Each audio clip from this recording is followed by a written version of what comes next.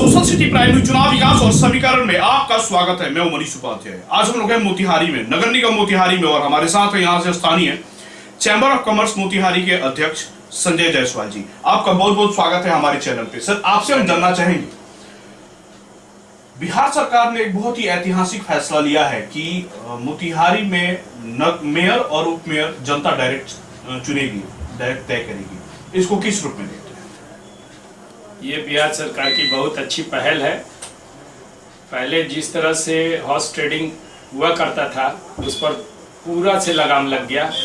अब जनता खुद से चुनेगी अपने मेयर को, जिसको वो समझती है कि मेरे लिए काम करेगा, विकास का काम करेंगे, जो शहर के लिए अच्छी सोच रखते हैं, जो शहर को डेवलप देखना चाहते हैं, वैसे लोगों को हम लाएंगे और हम चाहेंगे कि वैसे ही लोग काम करने वाले जीते भी। अब रहा कि हमारा शहर पहले से और शहरों से बहुत ही खूबसूरत शहर रहा है।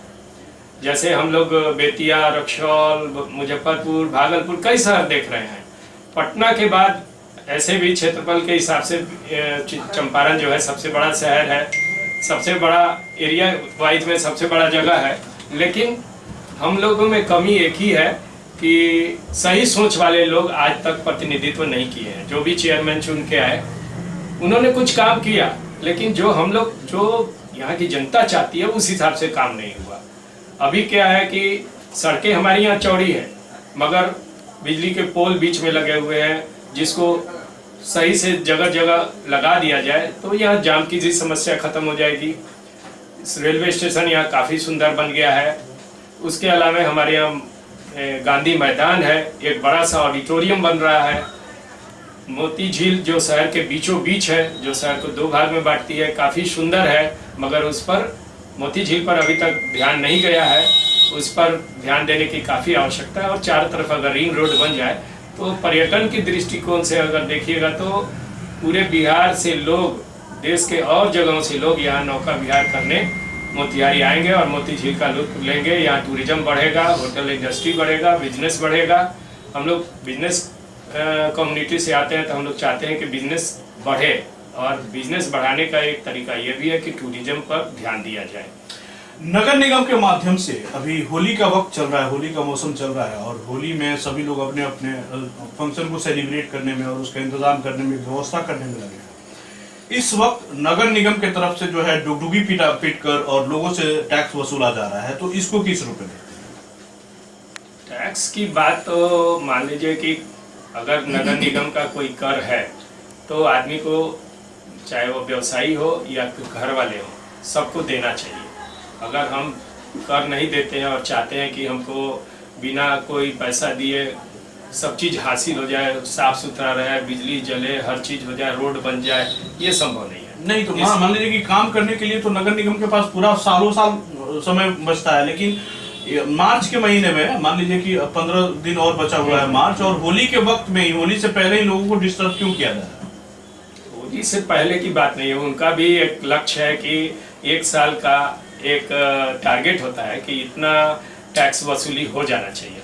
उनको भी ये लास्ट आवर में ध्यान में आया है कि अब मार्च आ गया, मेरे पास भी 15 दिन समय बचा हुआ है, हमको टारगेट पूरा करना है, सरकार को उनको दिखाना है कि हमने इतना कर वसूला है। तो कर हम तो यही निवेदन करेंगे सबों से कि आप अपना कर जरूर जमा कर दें, ताकि हमारा जो विकास में बाधक फंड को लेके आता है, ये बाधा खत्म हो जाए।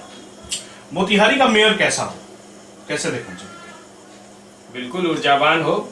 मैं तो चाहता हूं कि कम से कम 30 से 40 के बीच का उम्र का हो, या 50 तक का चलेगा। ज़्यादा ओल्ड एजेड भी नहीं हो, ज़्यादा यंगस्टर्स भी नहीं हो। उनको एक्सपीरियंस होना चाहिए, एक्सपीरियंस आदमी। और अगर वो इंजीनियर या समझ लीजिए कि कोई आर्किटेक्ट टाइप के लोग हैं, वैसे लोगों की आप उनकी सोच कैसी है ये हमको जानना जरूरी है। वो पहले से लाइमलाइट में रहे हैं कि नहीं, उन्होंने समाज के लिए कुछ किया है कि नहीं, और वो आर्थिक दृष्टिकोण से मजबूत भी होना चाहिए। अगर आर्थिक दृष्टिकोण से कमजोर लोग को हम जिताते हैं तो फिर वो अपने अर्थ की व्यवस्था में लग जाते हैं, समाज को नहीं देखते हैं। तो ये भी देखना जरूरी है समाज को कि वो आर्थिक रूप से सुदृढ़ हो और काम करने में उनकी क्षमता होनी चाहिए कि हम काम करके दिखाएंगे, काम करवाने की क्षमता भी, मैनेजमेंट भी उनके अंदर कला दिमाग में होना चाहिए कि हम मैनेज कैसे करेंगे। आज के दिन में पैसा हो जाना और आपके पास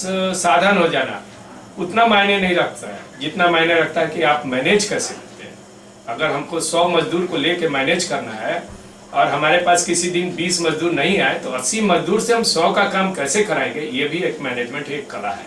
इसको जरूर करने वाला आदमी हो तो ज्यादा बेहतर है। धन्यवाद। खबरों का सिलसिला जारी रहेगा, मिलते हैं छोटे से ब्रेक के बाद।